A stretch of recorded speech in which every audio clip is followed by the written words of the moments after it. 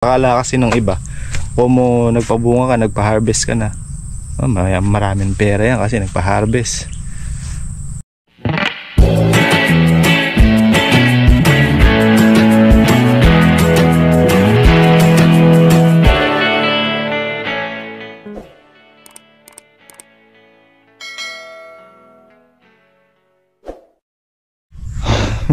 Good morning mga kabady. Dito na tayo sa farm. At eto, nakasaklay na natin tong grass cutter. So habang nagpa-proning si RJ, mag-grass cutter na tayo sa ilalim mga kabady para malinis. Medyo kumakapal-kapal na kasi yung damo mga kabady. So umpisahan natin ngayong araw mga kabady. Let's go.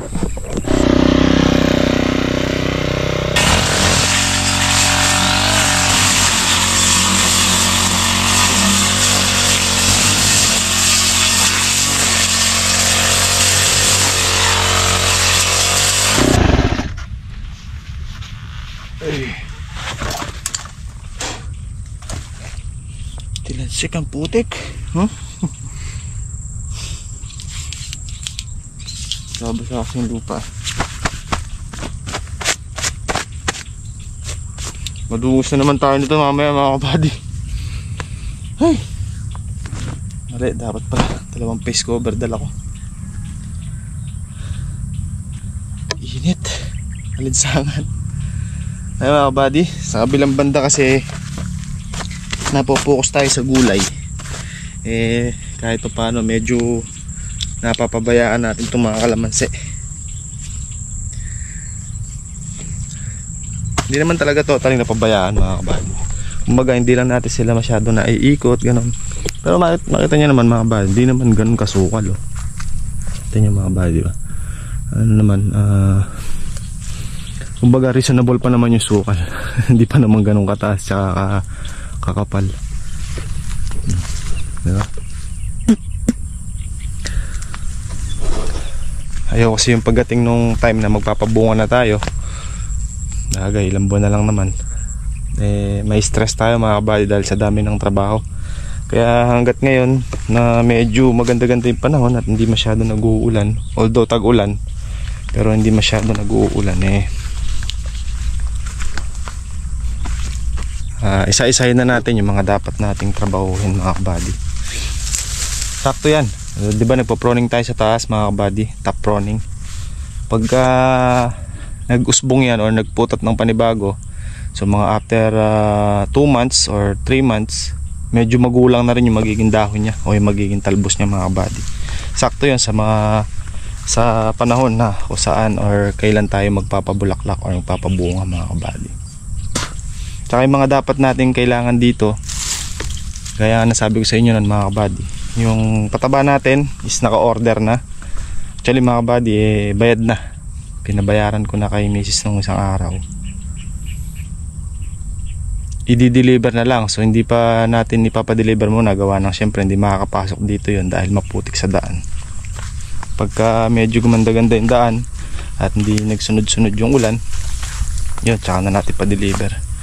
Hindi ko napapadiretso doon sa tindahan kasi magdadalawang trabaho pa tayo o sakaling doon natin ipapabagsak. Maganda kung dito na natin ipapabagsak para nun nandito na lang siya. Hindi na tayo pupunta maghahakot pa doon papunta dito. Tapos mga gamot, may i-stock naman na tayo kahit papaano na 4 na box tsaka bali 5 box. Pero kulang pa yon. Kailangan mga 8 hanggang 10 box para hindi tayo mabitin. Ayaw kasi yung sabi ko nga kay misis mga kabady, ayaw ko ma-stress pagkadating ng pagpabunga. Kagaya ng nakaraang pabunga natin, na-stress ako ng masyado nun mga kabady. Bakit? Kasi nagkasabay-sabay yung gastusin. Siyempre gastos ng mga bata, gastos sa bahay, gastos dito sa farm, na ano ako mga kabady, sabi ko ayoko na maulit yung ganyan. Nasabay pa yung ATM natin nun nag-lock. Yun, ang daming naging problema nun. Kaya kumbaga nabaon tayo sa utang. Kakautang mga kabady. Umabot na ang kulang 200,000 yung naging utang natin sa basta na halos halos kaka-recover pa lang natin ngayon mga kabady doon sa nangyari na yan. Kaya hanggat maaari inaagapan natin na walang maging problema o walang maging masyadong aberya, lalo na mga kabady pag nagpabunga dito. Hindi naman pwedeng hindi tayo umilos. Siyempre maraming umaasa sa atin mga kabady. Siyempre unang-una yung mga bata, yung mga anak ko mga kabady sa bahay, siyempre dito sa farm, sina Kuya Rodel, sila Harvey. Kaya kahit na magastos, kailangan natin mga kabady. Tsaka kaya kumuha tayo ng arawan natin. Si RJ po pala mga kabady, sa mga nagtatanong, arawan po siya, hindi po siya porsyentuhan sa gulay or sa kung saan man dito. Arawan po. So everyday binibigyan natin siya ng sahod niya. Tapos libre lahat, libre merienda, libre pagkain. Ayan. Para maagad namin yung trabaho kasi may gulay kami mga kabady. Kailangan nating asikasuhin din tong kalamansi natin. Kaya ayun, medyo nakahinga-hinga na ng maluwag dahil nakabayad na tayo doon sa pataba. May mga gamot na rin tayo naka-stock kahit papano. So konti pa, konting iri pa sabi nga. At makukumpleto na rin natin. Para pagdating ng pabunga, mahirap kasi mga kabady yung ganito, di ba? Halimbawa, nag-start ka na magpabunga o magpabulaklak. So, syempre nandyan yung pagod, magsasakripisyo ka ng maaga ka lulusong, yung time na hindi mo na mahatid yung mga bata sa school dahil syempre kailangan maaga ka para maaga ka makayaran, hindi ka abutan ng init. Tapos sasabay pa yung halimbawa, naubusan ka ng gasolina, naubusan ka ng gamot, di ba? Maaabala ka, halimbawa naubusan ng gasolina. So maaabala ka yung oras mo, imbis na nag-i-spray ka na, bibili ka pa ng gas. Or naubusan ka ng gamot, hindi nagkasya. So abala, may hinto yung trabaho. At the same time mga kabady, makakasama sa kalamansi, di ba? Kaya mas maganda kung kumpleto, o hindi man talaga totally kumpleto, merong reserba na alam mo kung kailan mauubos at alam mo kung kailan ka bibili. Tsaka masakit sa ulo yun mga kabady, yung type na nagtatrabaho ka na tapos biglang aberya na naubusan ka ng or wala ka ng gamot, pang spray kinabukasan, tapos wala kang gamot dito sa kubo, wala ka rin pambili. Kasi hindi naman natin masasabing araw-araw meron tayong pera, di ba? Sabi nga, yung bako nga nauubusan ng laman eh. Tayo pa kayang tao lang na normal na tao lang, di ba? Kaya alam ko may mga kabady tayo na naiintindihan kung paano yung magiging gastos o nagiging gastos pagdating dito sa farm. Hindi biro mga kabady. Yan lagi kong paulit-ulit na sinasabi. Akala kasi ng iba, kung mo nagpabunga ka, nagpa-harvest ka na, maraming pera yan kasi nagpa-harvest. Pero syempre may puhunan. Yung puhunan ng number one, kailangan ilabas muna natin yung puhunan, di ba? Para sa susunod na pabunga natin o susunod na cropping natin, hindi na tayo iikot. Kasi inaging pera nito mga kabady nung nakaraang tag-araw, nagamit namin mga kabady kay Marcus. Nagamit namin yung pera, pero hindi naman lahat. Siyempre nagtabi pa rin ako. Kaya yun yung puro lupa yung natitikman ko. Kaya yun yung ginagamit natin. Yun yung pinambayad ko ngayon sa mga gamot, sa mga pataba mga kabady. Kulang 100,000 mga kabady na inaubos ko, pero kulang pa rin. Nagbabayad pa ako ng mga kabady, nagbabayad pa ako ng solar. Actually mga kabady, dalawang hulog na lang, absuelto na tayo sa solar. Tatapos na natin. Bigat din, mahigit 14,000 monthly ko dyan. Kaya di tayo pwedeng tumenga. Kaya minsan naisip ko mga kabady, magpahinga kahit 2 araw, 3 araw. Pero hindi ko magawa. Alam niyo bakit?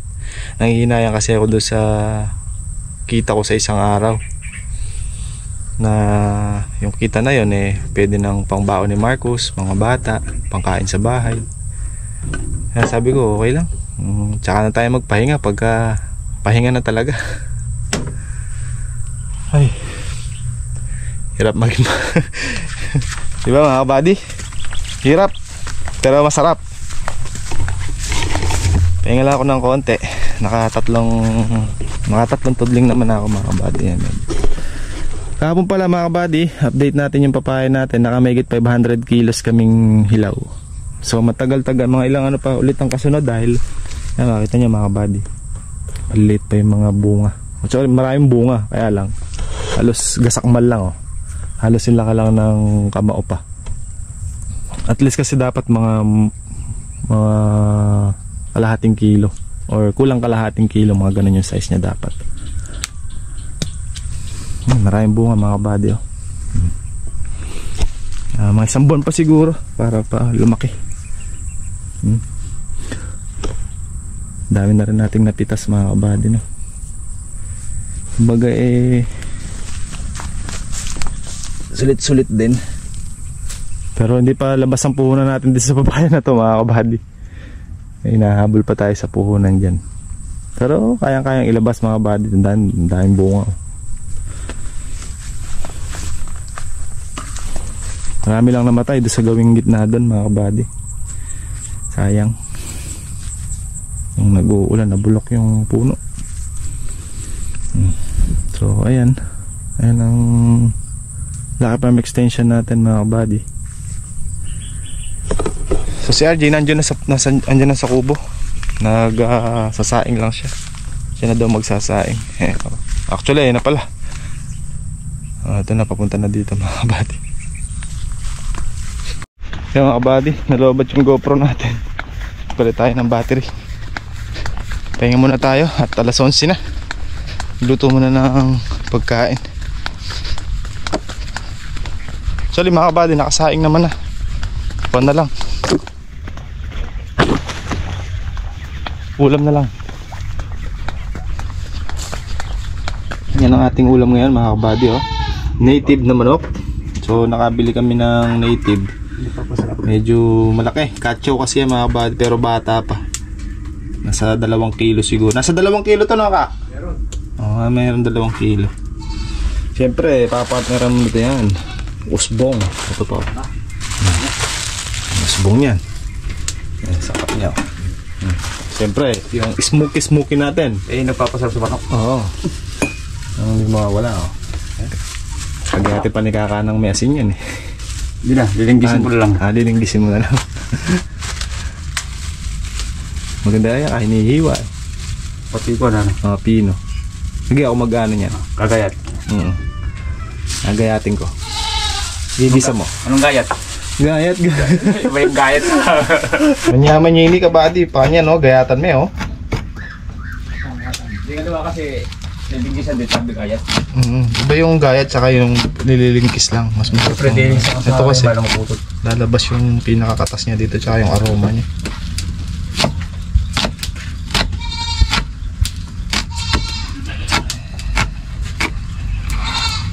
Okay. Ha? Yeah. Okay. Ay, ha? Lagi mo dyan. Ayan, no? Di, anong pangalan to? Laya. Hindi, pinakalaki-laki ko rin kita.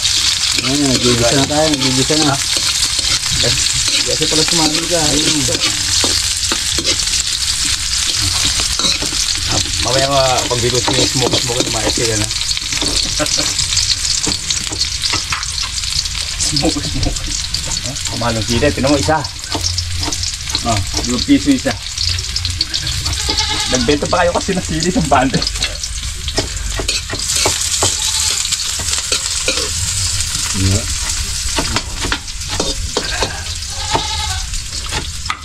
Nali si Arvin eh. Nali. Yan Isabela si Arvin. Alayo. Ako sana yung kasama eh. Kaso marami tayong trabaho kasi.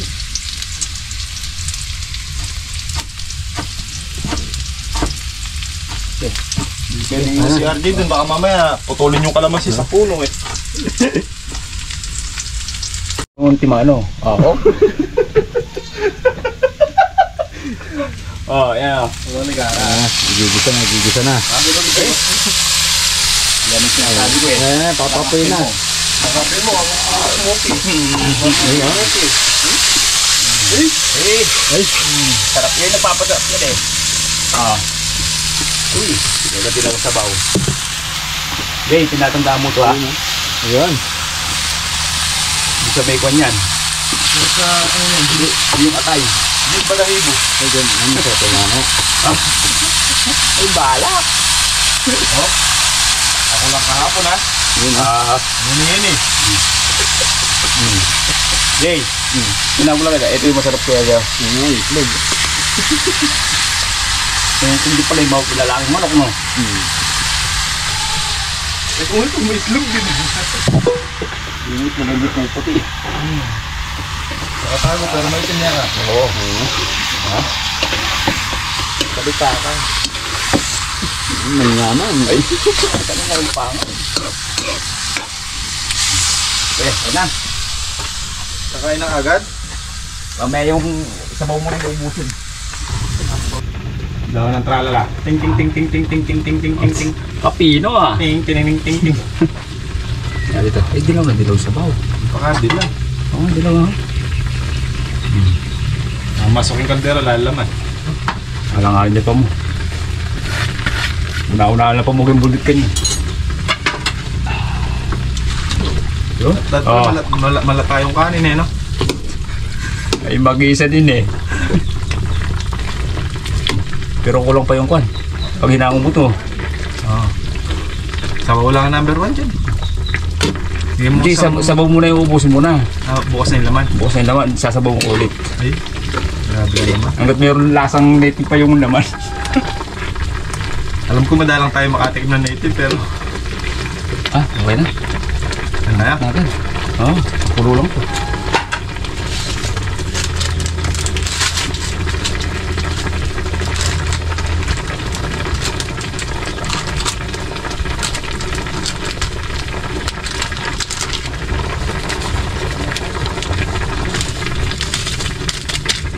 Maling bunga kasi no ha? Oo. Artificial. 40 pesos mo. Hindi mo magkasya.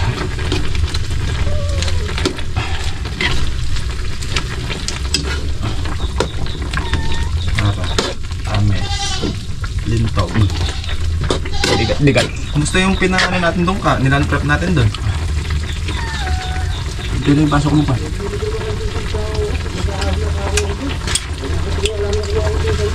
Tara tayo Jay, dito ka Jay oh. Tara tayo dito sa hugasan. Saan? Hindi mo muna sa baga. Kumain mo man. Hey! Jay, gusto sa akin. Ipaparinig na yun. Yung hawak mo rin natin isang tigil doon. Agor ka, tatloy ganyan. Hindi mo lang pakiman ako lang yung tatlo. Ano na sa gitna, gumagano. Kanapi. Yo!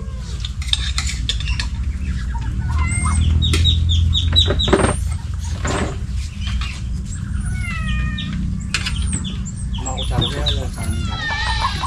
Hindi mo makagamit. Ano yan, level 10. Hindi makain yung pulutan nyo. Kaya na to. Dadaya pa ka na niya. O pika ha. Tagtama na. Ah, sir, yung pagkang pork. Ito yung order mo. Hindi mo na paano yung ulam ah. Kontat ng araw yan. Hindi na papanis. Brad, hindi ka kumain, Brad. Kasang po nga. Pero sesemat wa. Hindi, marami pang kanin no. Ba't yung kaldero yung talang puwit?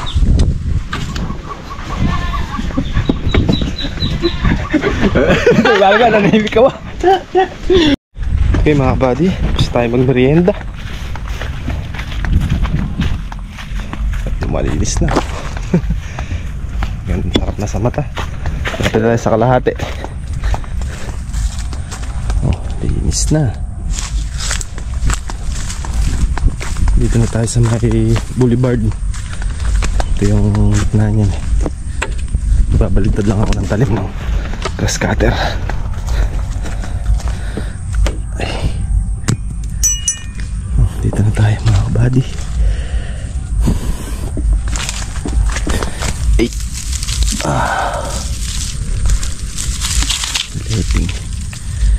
Letting.